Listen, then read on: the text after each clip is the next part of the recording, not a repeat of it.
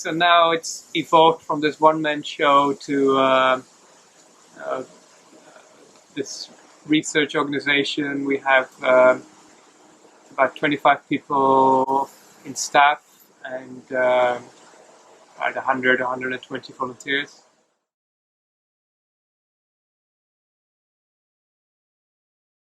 So a lot of my time goes towards sort of the standard CEO stuff, so looking for funding, looking for people, managing the team,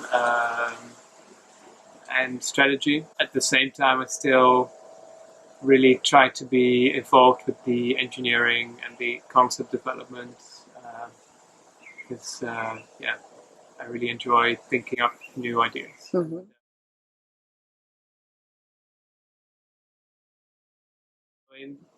If we can make it make it sort of self-sustainable by having the operations fund itself, I mean, it's nothing cooler than that, I think.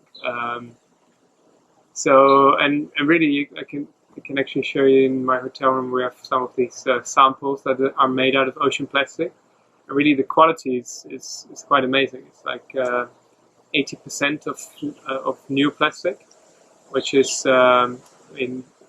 you can still use it for most things, I guess. Yeah, like furniture or car bumpers. So right now, there's really a lot of demand, and that's what we also see. That a lot of companies approach us, but there's simply no supply because no one is able to get it out. So, and all these companies realize that this is a huge marketing opportunity. That if we can make stuff from ocean plastic, that people are willing to pay €1 extra to yeah. So already we have the interest. Now it's just the next few years, simultaneous to developing the cleanup technology. We are looking into the recycling and what's required to get to the point where we actually know how much plastic is out there and what quality it is, and then we can start selling it. I'm reasonably confident that we can at least cover the operating expenditures with the revenue that it creates. Don't know if the initial investment will be able to be covered by that, but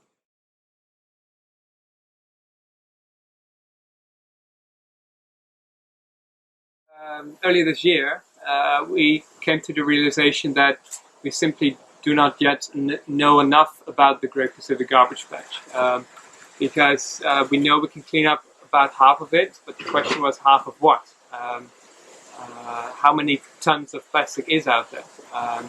These estimates, they vary orders of magnitude, because there isn't a lot of data, and the data has been taken over a period of 40 years, making it very unreliable. So what we're doing here is making this high-resolution snapshot where we take more measurements in 3 weeks' time than in the past 40 years combined. That should result in this this first reliable estimate of the amount of plastic is out there. Our suspicion is that we kind of are currently heavily underestimate the amount of plastic out there because we do not take the big plastics into account. They have never been properly quantified.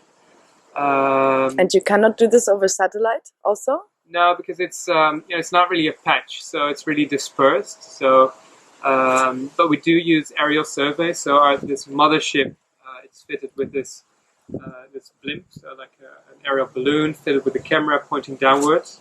And sort of the resolution we can get from that is about 3 centimeters per pixel, while the best satellites out there the best commercial satellites is like half a meter or a meter per pixel. You can't really identify objects.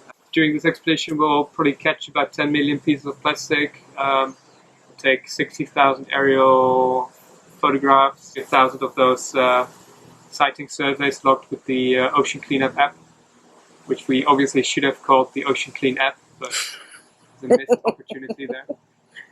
Can still change it? Maybe the version 2.0. I'm very curious to see the results. Mm-hmm.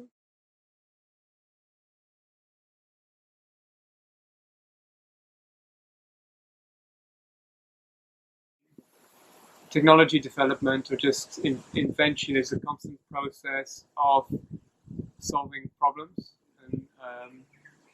and that's why you also need a team which realize that if you're pushing the boundaries, you will by definition come across boundaries.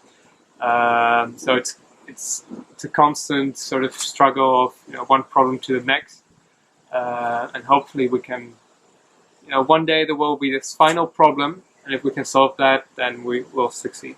If we don't, well, then it will take some more time. Mm-hmm.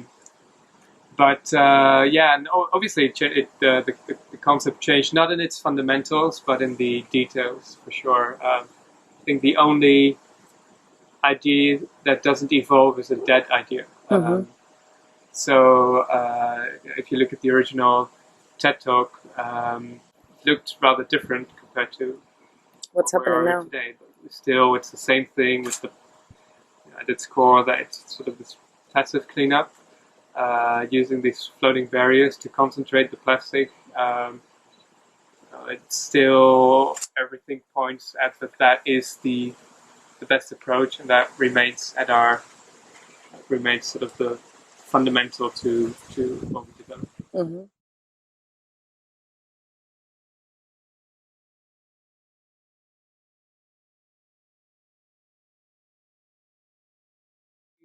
The best answer there is that there's no evidence to suggest that it is a problem. Mm-hmm. So we don't use nets, so we use floating barriers, which allows big sea life to just swim around it.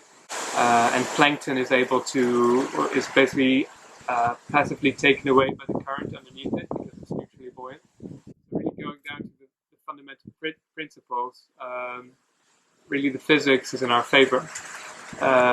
And so far we've done a few tests, and again, we didn't see any negative interaction between sea life and these proof of concept tests, so don't expect problems there. However, we should always be having this cautionary approach. We'll be doing these environmental impact assessments, for example, before we deploy the first pilot in Japan next year. By doing these tests of increasing skill in size and time, we will also be able to gather more data.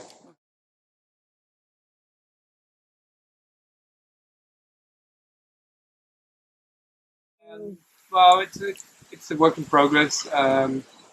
Right now, we're doing simulations of the current flows around the island to pick the best position to put this, and the orientation and things like that. At the same time, we are currently doing skill model tests to further iterate the design. And probably somewhere by spring next year, we should be ready to start manufacturing it. Mm-hmm. And then we get all these new things that we don't yet have experience with, such as supply chain management and manufacturing and all those things that, yeah.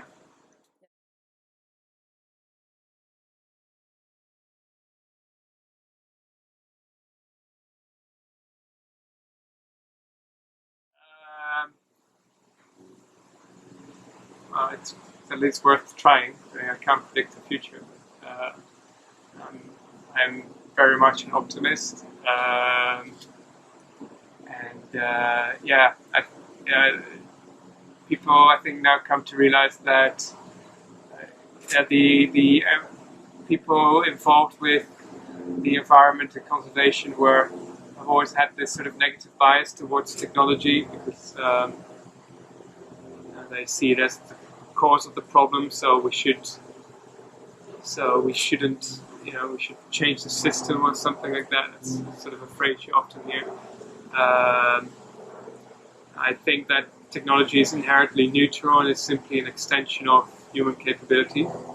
So what we do and what many other companies and organizations do nowadays is actually innovate and develop technologies to combat these problems. I think if these are sort of exponential technologies, things can go quite rapidly. But we see it as the challenge to sort of convert this lifestyle created in the 20th century into one that can still be around in the next century. Endless possibilities there. I think most of the things that can be invented haven't been invented yet.